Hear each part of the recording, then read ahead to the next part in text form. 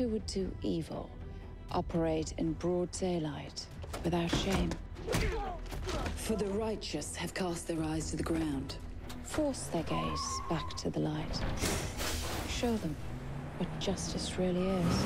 Welcome back, guys, to yet another one of my Supergirl videos and my review of the winter premiere of Season 3. So Supergirl is back from its break, and I know I've been dissing all these Arrowverse shows for weeks now. I mean, with a show like Agents of S.H.I.E.L.D. airing for the past few weeks, and doing so well, and doing everything right that the Arrowverse shows do wrong, I was kinda entitled to that kind of opinion. But nonetheless, I'm still sticking to that opinion of mine that Supergirl is doing so well this season when compared to its past seasons, and when compared to the majority of the Arrowverse. Now, I'd like to apologize about my voice being a little bit messed up. I'm feeling sick, I'm having a throat infection, and a little bit of a cold, and I'm kinda losing my voice, so it is not all fine for me over here. So please do forgive me if I don't sound like myself, or I do sound a little bit weird. I mean, I always sound weird, but that's a different story. But anyway, let's get started with my review of the 10th episode of Season 3 of Supergirl, which was also titled Legion of Superheroes. Now, I know that after the release of the trailer for this episode, the promotional photos, and all the sneak peeks and stuff,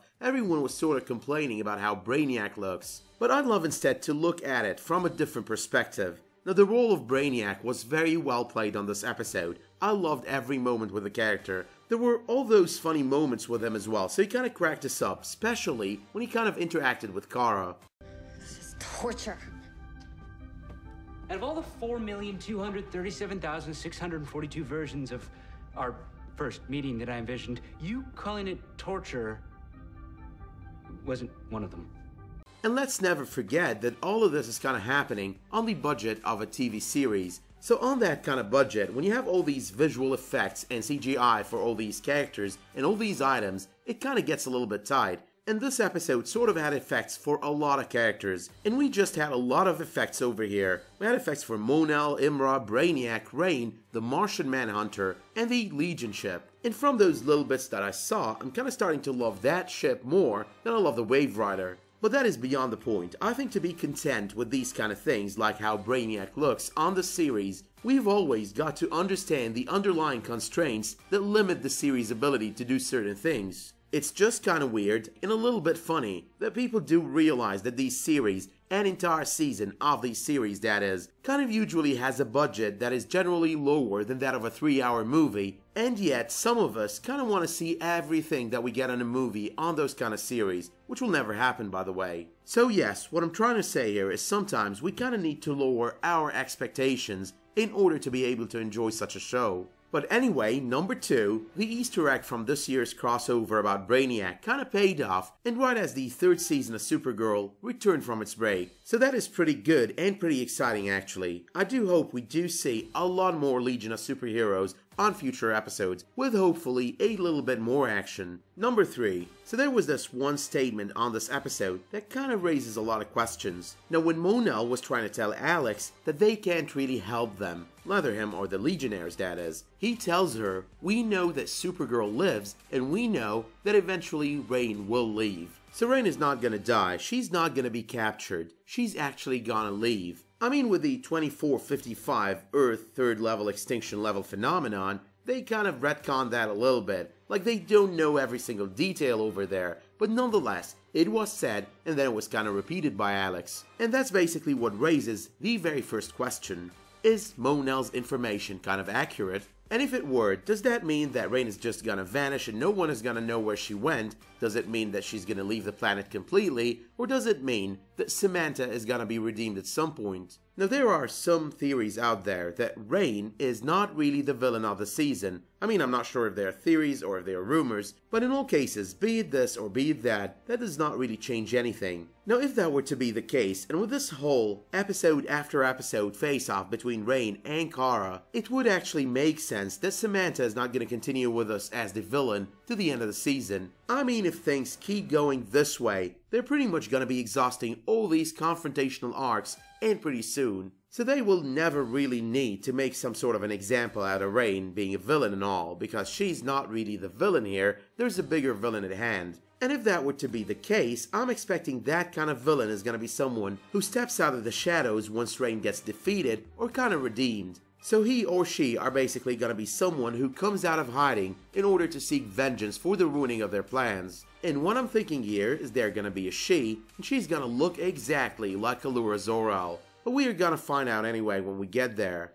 Number 4. Now Rain is clearly still going back and forth between being her evil Rain self and being Samantha. And Samantha being a mother with a daughter like Ruby, you can't help but sympathize with her. So yes, the whole sympathize with the villain kind of trope that Season 3 of Supergirl has adopted and from the very start kind of still persists. And yes, they are kind of milking it for what it's worth. But that also makes Samantha, or Rain, the best major villain on the Arrowverse this season so far. And of course, let's not forget that at the end of the fall finale, there was this worry that she was totally turned, especially when Ruby kind of walked in on her and she totally seemed like she was Rain and not Samantha. I mean, that was the major cliffhanger there. We all knew Kara was gonna be fine once the season returns. Number 5. The danger of Lena realizing that Kara as Supergirl has been averted for this episode. But nonetheless, it is gonna happen sooner or later, and most probably on the season as well. I mean, she's asking about Kara, she's wondering where she is, and with James being sort of a bad liar over there as well, and with her knowing what happened to Supergirl, she's bound at some point to put 1 and 1 together. But my favorite part about all of this is when John Jones has to pose as Kara in order to meet her at Kara's place. I mean, that was just hilarious, knowing that John Jones is sitting over there and having this entire conversation with Lena about her having kissed James. And both David Harewood with the voice when it comes to the comms and the thoughts,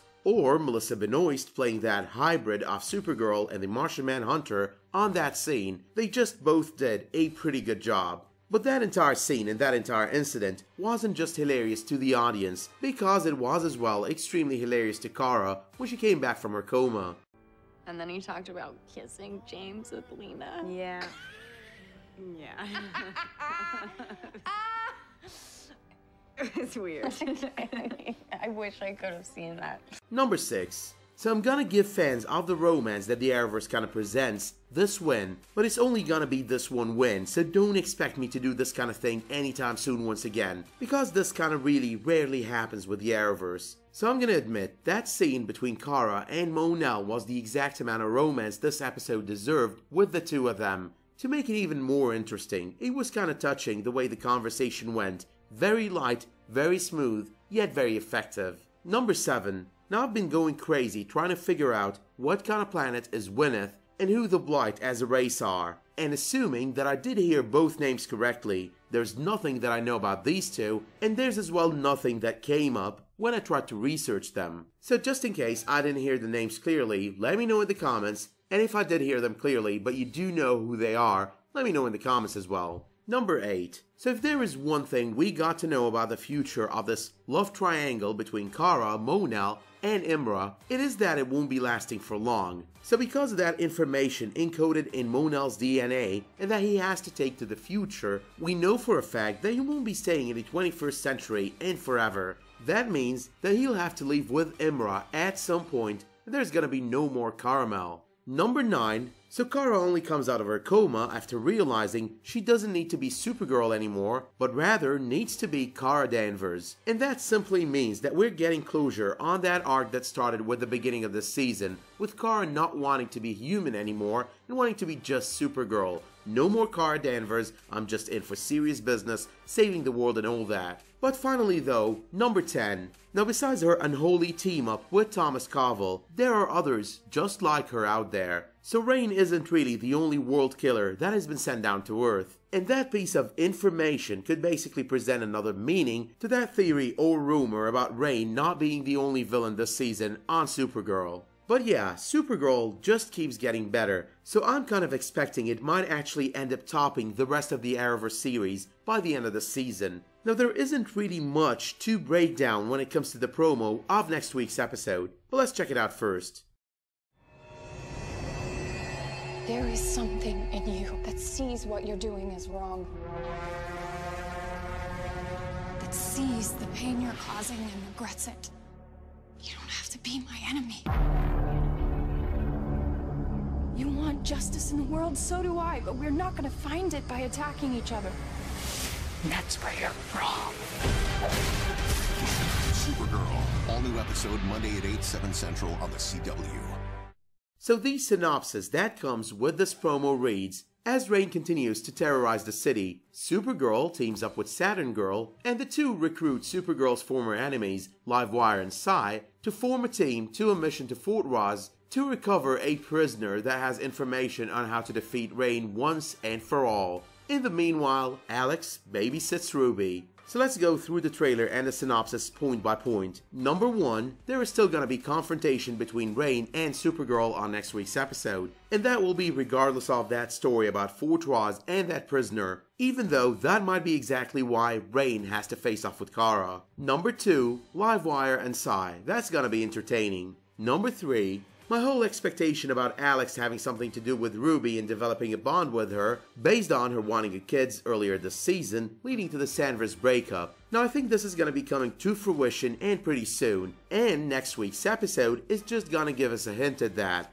So Samatha is basically losing herself bit by bit, and with every episode. And Ruby is basically gonna be needing a home to stay at, either until her mother is redeemed, or for good. So I'm kinda guessing next week's episode is gonna start trying to build towards that effect. Number 4. Now I'm not really sure who that prisoner in Fort Ross is, but I'm thinking, could it be the husband, now widower, of her Aunt Astra? I think his name was Non, not really sure off the top of my head right now. But in all cases, that's it for now, and my work here is done. So let me know in the comments what you thought of last night's episode of Supergirl. Let me know as well who you think that prisoner on next week's episode is going to be. And remember, it would be much appreciated if you drop me a like if you like the content of this video. And if that were to be the case, let it be known as well that it is much appreciated if you subscribe and enable notifications for my future videos. But finally, do remember that if you ever want to spark a conversation, a prolonged one over any of these series that I review, you could just follow any of my social media links or the link to my Discord server that you could basically find in the description down below.